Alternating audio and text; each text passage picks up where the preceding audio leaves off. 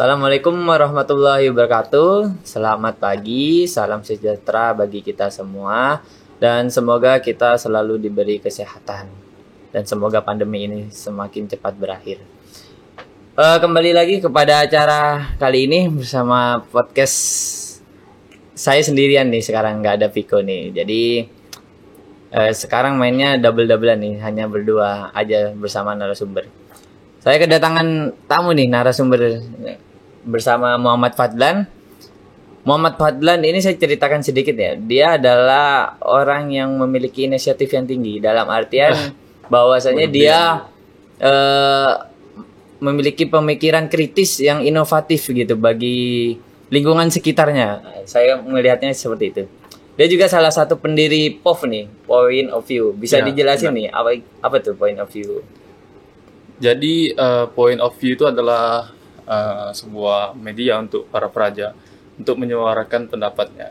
Jadi kami menilai di sini ketika pelaksanaan apel, umpamanya pelaksanaan pada kegiatan tertentu, hanya peraja-peraja itu saja yang memiliki kesempatan untuk bicara. Padahal nyatanya semua peraja itu memiliki hak dan kesempatan yang sama. Tetapi sayangnya mereka mungkin pada saat mereka pemilihan dulu atau proses dulu, mereka tidak terpilih untuk menjadi orang yang punya jabatan. Jadi mereka jarang mempunyai kesempatan untuk bicara. Jadi kalau nggak dilatih sekarang, kapan lagi peraja itu untuk dilatih untuk bicara? Sedangkan salah satu tugas pokok fungsi kita itu nanti banyak bicara.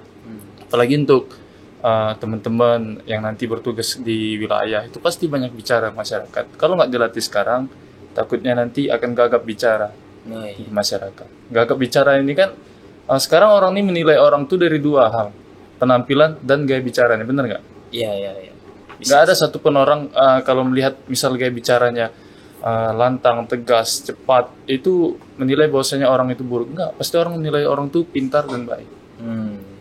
Makanya melalui Point of View atau POV ini, saya dan beberapa rekan lainnya membuat suatu media agar peraja ini dapat bersuara tentang ilmu pendidikan, tentang ilmu pengetahuan, tentang pemerintahan, tentang ekonomi, apapun yang ingin dia bicarakan sepanjang itu sama dengan kurikulum yang ada di PDN. Jadi takutnya kalau misalnya enggak dikasih kesempatan juga pada saat umpamanya apel nih, kan suka pejabat NKP yang ngambil kan. Sebenarnya rekan-rekan lain itu juga bisa bicara, cuman nggak ada kesempatan. Jadi melalui POV ini dibuat media untuk ada kesempatan untuk bicara di situ. Seperti itu, POV. Oh iya. Seperti yang saya sampaikan bahwa dia sebenarnya Fadlan nih sangat inisiatif dan sangat peduli kepada lingkungan sekitarnya. Bahkan saja kepada rekan-rekan peraja tuh dia memikirkan masa depannya kayak gitu. Dan juga dia ingin kita sama-sama berproses dan menjadi yang kader pemerintahan yang sangat profesional nanti ke depannya. Ngomong-ngomong masalah POV ini berkaitan dengan pendidikan.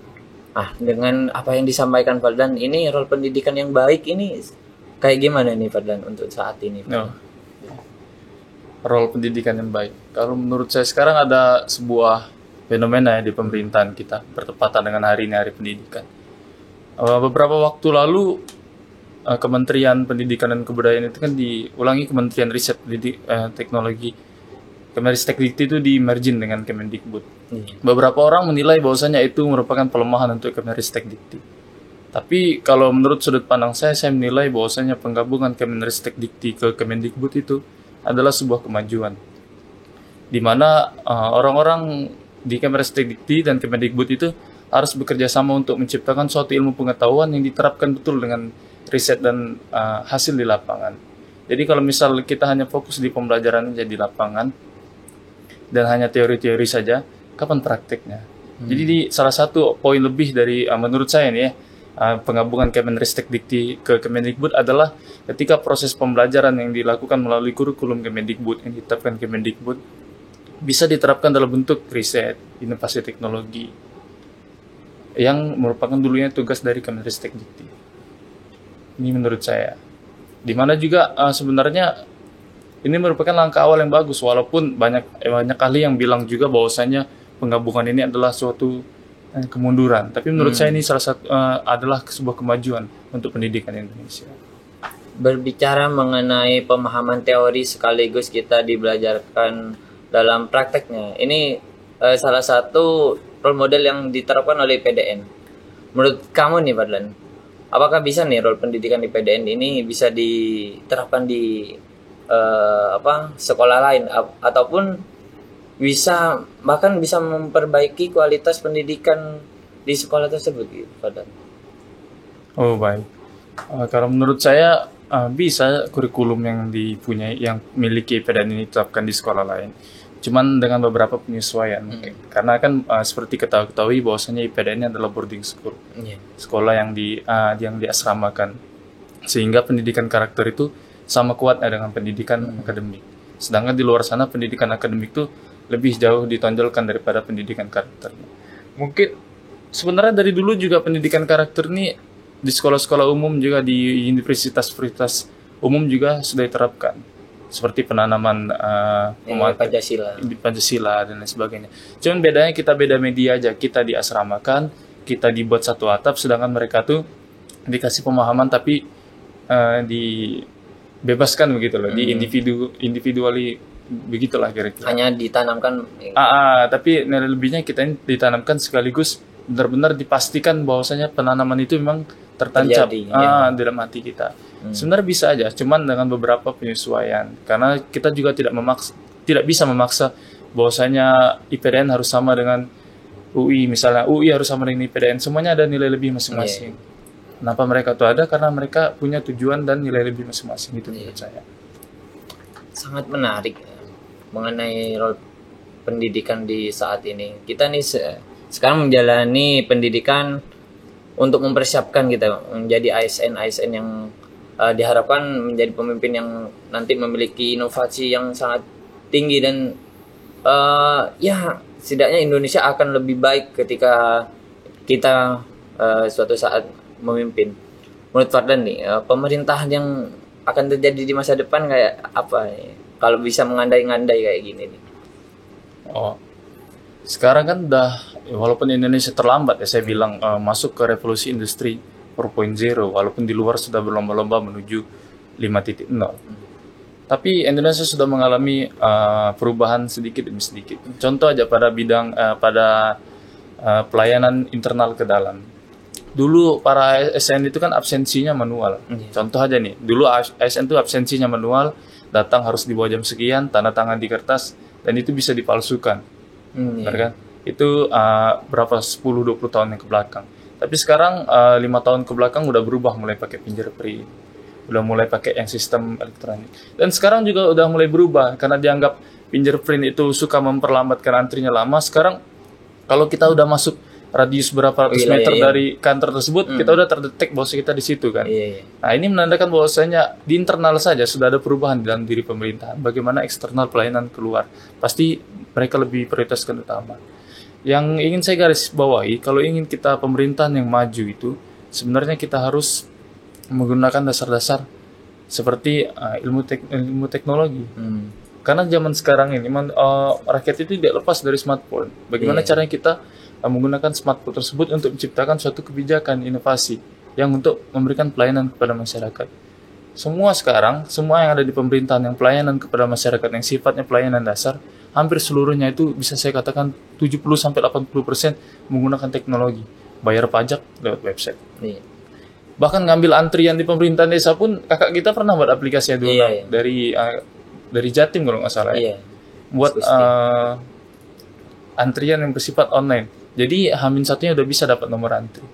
Itu pelayanan yang baik, suatu inovasi yang baik menggunakan teknologi. Jadi yang saya ingin harapkan dari pemerintahan, terutama kita nanti pemerintahan, harus kita manfaatkan teknologi ini. Jika kita tidak mampu, karena orang kan ada nilai lebih masing-masing nih. Ada yang paham pemerintahan, tapi dia nggak paham teknologi. Ada yang paham teknologi, ada yang nggak paham pemerintahan. Kan hidup itu memang adil, Tuhan buat. Yang ingin saya garis bawahi, ketika kita nanti di lapangan, ketika bekerja di pemerintahan, di birokrasi, kita harus menggunakan teknologi. Apabila kita tidak bisa menggunakan teknologi, tidak paham, kita gandeng pihak ketiga untuk menggunakan teknologi tersebut, untuk menciptakan suatu inovasi di teknologi tersebut. Kan kita bisa menggunakan pihak ketiga, menggandeng pihak ketiga untuk menciptakan suatu inovasi. Jadi tidak ada alasan bagi saya seperti orang-orang dikatakan di luar sana, alah pemerintahan tuh gini-gini aja lah katanya, birokrasi tetap lambat, orang-orangnya juga kerjanya duduk main catur ngopi kan gitu kan, kasarnya begitu kan. Tapi itu kan nggak bisa kita generalisasi semuanya begitu. Saya harapkan kita nanti Bayu mempunyai suatu kemauan yang kuat, inovasi yang kuat. Jika kita tidak mampu, kita bekerja sama dengan orang lain, sehingga pelayanan kepada masyarakat tuh tercipta lebih baik lagi dari hari ke hari. Berbicara mengenai pemerintahan yang Saudara Fadlan ini sampaikan, saya memiliki semangat nih. Karena kamu melihat pemerintahan, dan itu juga sebagai tantangan bagi kita nih. Ini membuat diri saya terpacu bahwa saya harus berproses menjadi praja yang lebih baik, yang kemudian nanti ketika udah keluar menjadi aparatur yang baik pula dan memiliki inovasi yang sangat tinggi. Nih menurut Fadlan nih, sebenarnya apa ya sih yang harus diperbaiki dari praja untuk dapat memperoleh hasil yang seperti itu? Oh baik. Sebenarnya untuk praja ini agak berat ya, karena kita tahu juga kurikulum kita ini lebih banyak walaupun secara nomenklatur, secara peraturannya disebutkan bahwasanya pendidikan akademik tuh lebih banyak porsinya daripada pendidikan karakter, tapi pada nyatanya kita ini pendidikan karakter yang lebih banyak daripada pendidikan akademik. Karena ada sebuah stigma salah, saya pikir, dalam diri praja. Termasuk saya juga dulu waktu muda. Stigmanya begini, untuk apa sih belajar? Kayak gitu kan. Untuk apa sih praja tuh belajar? Orang jatuhnya juga nanti kerja, SN. Udah PNS. Kan gitu, ada doktrin begitu, dogma begitu kan dulu. Terus yang saya agak aneh, mereka membandingkan sesuatu yang bukan untuk perbandingannya. Jadi gini, apa sih praja belajar, toh juga kerja. Mahasiswa di luar itu belajar karena mereka tuh nantinya mau cari kerja. Itu kan bodoh namanya. Emang betul kita memang dapat kerja, tapi kalau nggak dibekali ilmu pengetahuan, berarti kita nanti stuck aja di situ. Apakah kita mau hanya sebagai orang yang datang, duduk, tanda tangan, baca koran, ngopi, kasaran begitu, ASN yang begitu aja? Tentu tidak. Jadi yang harus diperbaiki adalah stigma yang salah di dalam diri praja. Saya tidak menyalahkan angkatan terdahulu, tapi seharusnya stigma ini harus bisa dipikirkan secara baik-baik oleh orang kan. Ini kan doktrin yang buruk, doktrin yang jelek. Untuk praja bisa berubah, harus pertama menghilangkan stigma tersebut, harus itu baik. Karena kalau nggak menghilangkan stigma itu kayak mana ya? Jadi ya belajar bentar, buka buku bentar umpamanya, alah udahlah, nanti juga ASN kok gitu kan. Terus yang harus diperbaiki adalah ketika kita membaca teori ini ya, kalau menurut sudut pandang saya, ketika pemerintah itu kan banyak teori, sedikit tentang yang benar-benar punya contoh real. Kalau fisika kan ada hitung-hitungannya dan lain sebagainya. Jadi kalau kita membaca teori itu, misal teori tentang desentralisasi Indonesia, itu coba visualisasikan secara mini dulu di kalangan praja. Jadi di praja itu divisualisasikan dulu desentralisasi itu apa sih untuk praja. Jadi kita lebih gampang memahaminya. Saya seperti itu memahaminya. Saya memahami otonomi daerah itu secara praja dulu. Apa sih otonomi daerah? Oh iya, orang ini berbeda dengan kita, kebijakan dia berbeda dengan kita karena kultur budayanya. Itu seharusnya dan juga praja itu harus bagaimana ya? Harus memanfaatkan apa yang ada di sekitarnya loh. Seperti doktrinnya. Ini doktrin yang bagus nih. Praja itu harus bisa, semuanya bisa. Jadi ketika disuruh apa, jawabannya bisa. Ketika ada kesempatan apa, jawabannya bisa dulu. Gitu. Melihat intinya kayak kita jangan berada di comfort zone gitu ya, terpaku pada doktrin-doktrin yang tidak baik, ataupun ya kita mencari aman. Ya udah jalani aja karena kita udah dapat PNS. Karena saya melihat dengan pergantian pejabat struktural eselon 4 dan 3 yang dihapus menjadi fungsional, itu kan nanti bakal mengedepankan apa yang menjadi keahlian kita kan. Itu yang pemerintahan di masa depan yang akan ditekankan adalah kemampuan kita. Oleh karena itu kita tidak bisa terpaku terhadap suatu hal yang seperti itu, seperti yang lalu-lalu kayak gitu kan. Kita harus memiliki spesifikasi keahlian yang khusus kita biar kita dapat bersaing di masa depan Iya, ya. betul. Oke, gitu. Mungkin ada penyampaian yang akan kamu sampaikan ke peraja, pesan-pesan Ya, pesan-pesan ya. ya. Saya ingin berpesan ya sedikit sebagai reminder untuk diri saya sendiri dan juga untuk rekan-rekan sekalian. Bukan berarti kita baik, bukan berarti Iya, kita benar kan, seperti itu. Cuman pada kesempatan ini saya ingin menyampaikan dulu waktu 29 praktek pembukaan praktek lapangan 1 di Balairum. Dulu yang mengambil salah satu narasumbernya adalah Pak Dr. Muadam Nabulu, salah satu dekan EPP pada saat itu. Beliau mengatakan, peraja tuh nggak usah banyak-banyak skill lah, cuman harus kuasai skill ini aja lah, minimal harus kuasai skill ini. Nanti skill-skill berikutnya yang sesuai dengan perkembangan zaman tuh disesuaikan nanti kalau kalian udah kerja. Intinya 4 tahun kalian di sini, kalian kuasain skill ini katanya.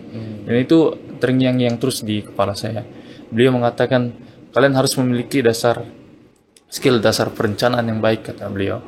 Dasar keuangan yang baik, hubungan masyarakat yang baik, ilmu teknologi yang baik, terus tata naskah dinas yang baik, kearsipan yang baik, dan juga menjadi peraja yang visioner ke depan. Ini selalu yang Pak Dr. Muadam Nabulu selalu menginginkan. Ini harus yang minimal kalian punya 4 tahun ini. Setelah itu proses ketika kalian bekerja itu menyesuaikan waktu, katanya.